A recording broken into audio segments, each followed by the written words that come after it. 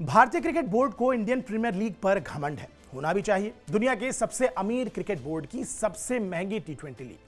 World cricket के सारे बड़े बड़े सूरमा साल भर इस टूर्नामेंट का इंतजार करते हैं। खिलाड़ियों पर पैसों की बरसात हो जाती है।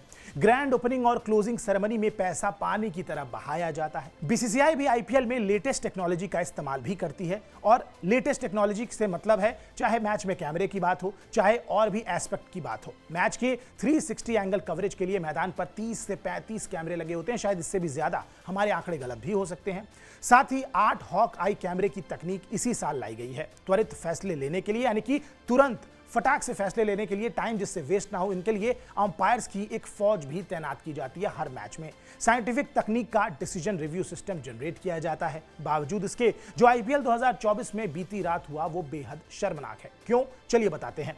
दिल्ली कैपिटल्स और राजस्थान रॉयल्स के बीच दिल्ली के अरुण जेटली स्टेडियम में एक हाई स्कोरिंग मैच हुआ। टॉस गंवाकर पहले बल्लेबाजी करते हुए दिल्ली ने स्कोरबोर्ड पर 8 विकेट खोकर 221 रन बना दिए। जवाब में राजस्थान रॉयल्स ने जबरदस्त अंदाज में पलटवार किया। संजू सैमसन शुरुआत से ही अच्छी लय में नजर आए, अटैकिंग नजर आए और 28 गेंद में अपना अर्धशतक पूरा कर लिया। रॉयल्स को आखिरी 5 ओवर में जीत के लिए 63 रन की दरकार थी। मैच के इस नाजुक मौके पर अंपायर से एक नहीं बल्कि दो अहम गलतियां हो गई। टूर्नामेंट जब अपने अंत की ओर बढ़ रहा हो, एक पॉइंट प्लेऑफ में पहुंचने के लिए बहुत अहम हो जाता है, और ये बात हमने हर बार देखी है। जैसे जैसे business end of the tournament की तरफ आप बढ़ते हैं, हर मैच इंपॉर्टेंट हो जाता है। ऐसे में अंपायरिंग भी उतनी ही सावधानी से होनी चाहिए, वरना टीमों को इसका बड़ा नुकसान हो सकता है।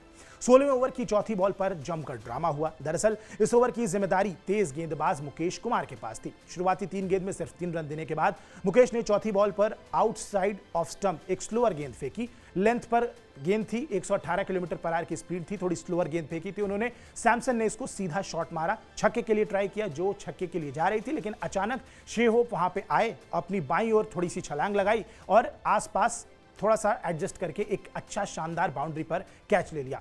पहले 2-3 कदम दोनों पैरों को लड़खड़ाते हुए आगे धीरे धीरे बढ़े और घसीटते घसीटते वो बाउंड्री के कुशन से बहुत करीब आ गए थे।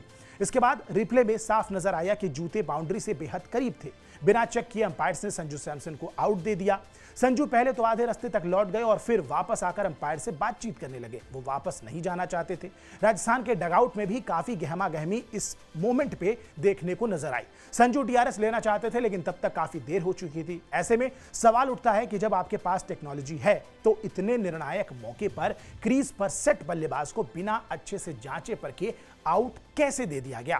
क्योंकि जिस समय संजू सैमसन मैच में आउट हुए उसके बाद से राजस्थान ने मोमेंटम खो दिया, मुकाबला गंवा दिया और शायद ये 2 पॉइंट आगे चल के बहुत ज्यादा नुकसान पहुंचा दे इस टूर्नामेंट में। ऐसे में अंपायरिंग की वजह से अगर कोई टीम को नुकसान होता है तो ये बहुत बड़ी बात है, सवाल जरूर उठने चाहिए।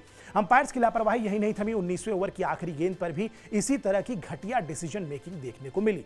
तेज गेंदबाज रसिक सलामदार ने रोवमन पॉवेल को ऑफ साइड के बाहर फुल लेंथ गेंद फेंकी, जिसे कायदे से वाइड दिया जाना चाहिए था, लेकिन अंपायर्स के मुताबिक वो एक लीगल डिलीवरी थी। पॉवेल ने फौरन रिव्यू लिया। रिप्ले में साफ पता चल रहा था कि शॉट खेलने के लिए पॉवेल ने घुटना टेक कर उसे मारने की कोशिश की, लेकिन गेंद काफी बाहर थी, बल्ला क्रीज के ठीक सामने था और गेंद शायद आधा मीटर आगे तक गई, लेकिन बल्ले के फ्रंट ऑन एंगल ने गेंद को छिपा दिया था। थर्ड अंपायर ने कई बार रिप्ले देखने के बावजूद वाइड डिसीजन को पलटना जरूरी नहीं समझा और कह दिया कि कॉल रिवर्स करने का कोई निर्णायक सबूत ही नहीं है, यानी कि कोई कंक्लूसिव एविडेंस आपके पास नहीं है।